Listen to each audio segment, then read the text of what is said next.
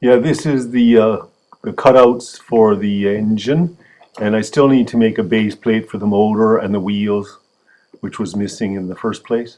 So we'll see where we go. Yeah, this is the carriage. The details on the roof will be added afterwards, after it's cut out.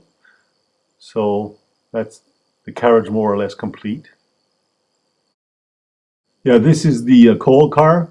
I'll have to test out the hammered section that makes it look like coal, but otherwise it's all ready for cutting out.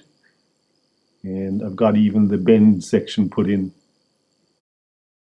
Yeah, this is the graphics for the carriage, which I'm really happy with.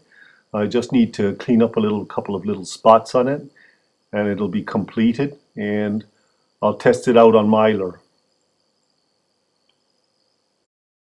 I got this so far. I'm this far on the coal car. I still have to do the bottom details, so I'm still working on that. As you can see, it was in pretty rough shape, but it's coming along nicely now.